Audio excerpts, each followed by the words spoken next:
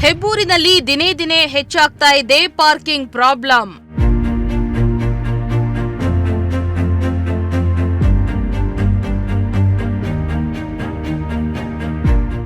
ಎರಡೇ ದಿನಕ್ಕೆ ಸೀಮಿತವಾಯಿತು ಪೊಲೀಸರ ಕ್ರಮ.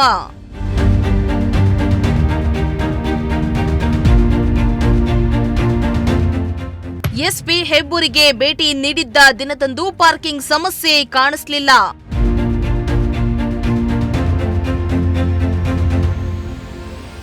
ತುಮಕೂರು ಜಿಲ್ಲೆಯ ಹೆಬ್ಬೂರು ಹೋಬಳಿ ದಿನದಿಂದ ದಿನಕ್ಕೆ ಅಭಿವೃದ್ಧಿಯನ್ನ ಹೊಂದುತ್ತಾ ಇದ್ದು ಮುಂದಿನ ದಿನಗಳಲ್ಲಿ ತಾಲೂಕು ಕೇಂದ್ರವಾಗುವ ಸಾಧ್ಯತೆ ಇದೆ ಎಂಬ ಮಾತುಗಳು ಕೇಳಿಬಂದಿದೆ. ಇತ್ತ ಹೆಬ್ಬೂರಿನಲ್ಲಿ ಮೈಸೂರು ತುಮಕೂರು ಹೆದ್ದಾರಿ ಹಾದು ಹೋಗಿದೆ.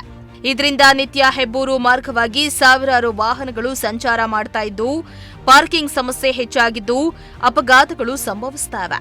ಹೆಬ್ಬೂರಿನಲ್ಲಿ ಆಗ್ತಾ ಇರೋ ಪಾರ್ಕಿಂಗ್ ಸಮಸ್ಯೆ ಬಗ್ಗೆ ನಿಮ್ಮ ಪ್ರಜಾಶಕ್ತಿ ಟಿವಿ ವರದಿ ಮಾಡಿತ್ತು. ವರದಿ ಬೆನ್ನಲ್ಲೇ ಅಲರ್ಟ್ ಆದ ಪೊಲೀಸರು ಪಾರ್ಕಿಂಗ್ ಪ್ರಾಬ್ಲಂಗೆ ಮುಕ್ತಿ ಕೊಡಿಸುವ ಕೆಲಸವನ್ನ ಮಾಡಿದ್ರು.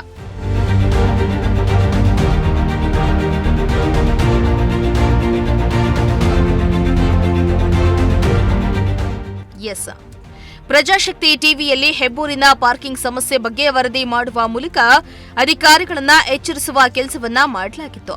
ಹೆಬ್ಬೂರು ಹೆದ್ದಾರಿ ರಸ್ತೆಯಲ್ಲಿ ಪೊಲೀಸರು ಬದಲಿ ಪಾರ್ಕಿಂಗ್ ವ್ಯವಸ್ಥೆ ಮಾಡುವ ಮೂಲಕ ಪಾರ್ಕಿಂಗ್ ಸಮಸ್ಯೆ ಹಾಗೂ ಅಪಘಾತಗಳನ್ನು ತಗ್ಗಿಸುವ ಕೆಲಸವನ್ನ ಮಾಡಿದ್ರು. ಒಂದು ದಿನ ರಸ್ತೆಯ ಎಡಭಾಗದಲ್ಲಿ ಪಾರ್ಕಿಂಗ್ಗೆ ವ್ಯವಸ್ಥೆ ಮಾಡಿದರೆ ಮತ್ತೊಂದು ದಿನ ರಸ್ತೆಯ ಬಲಭಾಗದಲ್ಲಿ ಪಾರ್ಕಿಂಗ್ಗೆ ವ್ಯವಸ್ಥೆಯನ್ನ ಮಾಡಲಾಗಿತ್ತು. ಇದರಿಂದ ಹೆದ್ದಾರಿಯಲ್ಲಿ ಆಗ್ತಾ ಇದ್ದ ಅಪಘಾತ ಪ್ರಕರಣಗಳು ಕಡಿಮೆಯಾಗಿದ್ವು. ಅಲ್ಲದೆ ಪಾರ್ಕಿಂಗ್ ವ್ಯವಸ್ಥೆಗೆ ಮುಕ್ತಿ ಸಿಕ್ಕಿತ್ತು. ಆದರೆ ಈ ನಿಯಮವನ್ನ ಕೆಲವೇ ದಿನಗಳು ಮಾತ್ರ ಜಾರಿಯಲ್ಲಿತ್ತು ಅಷ್ಟೇ. ನಂತರದ ದಿನಗಳಲ್ಲಿ ಮತ್ತೆ ಪಾರ್ಕಿಂಗ್ ಸಮಸ್ಯೆ ಶುರುವಾಗಿತ್ತು.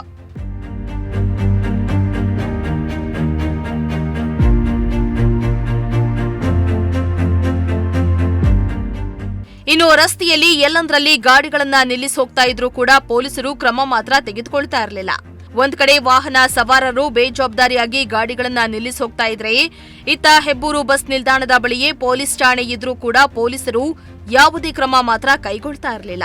ಇನ್ನು ಕಳೆದ ಕೆಲ ದಿನಗಳ ಹಿಂದೆಯಷ್ಟೇ ಎಸ್ಪಿ ಅಶೋಕ್ ಹೆಬ್ಬೂರಿಗೆ ಭೇಟಿಯನ್ನ ನೀಡಿದ್ದ ವೇಳೆ ಹೆದ್ದಾರಿ ಬಳಿಯ ಪಾರ್ಕಿಂಗ್ ವ್ಯವಸ್ಥೆಯನ್ನ ಸರಿಪಡಿಸಿ ಕ್ರಮ ಕೈಗೊಂಡಿದ್ರು. ಆದರೆ ಎಸ್ಪಿ ಬಂದ್ ಹೋದ ಬಳಿಕ ಹೆಬ್ಬೂರಿನಲ್ಲಿ ಮತ್ತೆ ಯಥಾಸ್ಥಿತಿಯಲ್ಲಿ ಪಾರ್ಕಿಂಗ್ ಸಮಸ್ಯೆ ಆಗ್ತಾ ಇದ್ದು ಪೊಲೀಸರು ಹಾಗೂ ಅಧಿಕಾರಿಗಳ ವಿರುದ್ಧ ಜನರು ಆಕ್ರೋಶವನ್ನ ಹೊರಹಾಕಿದ್ದಾರೆ.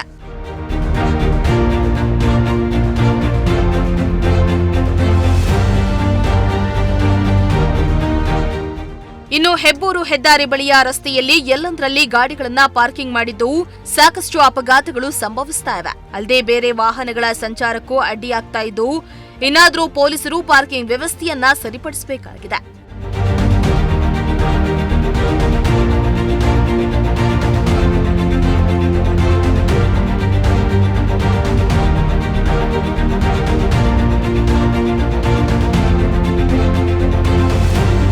ಶ್ರೀನಿವಾಸ ಸೊಪ್ನಳ್ಳಿ, ಪ್ರಜಾಶಕ್ತಿ ಟಿವಿ, ತುಮಕೂರು.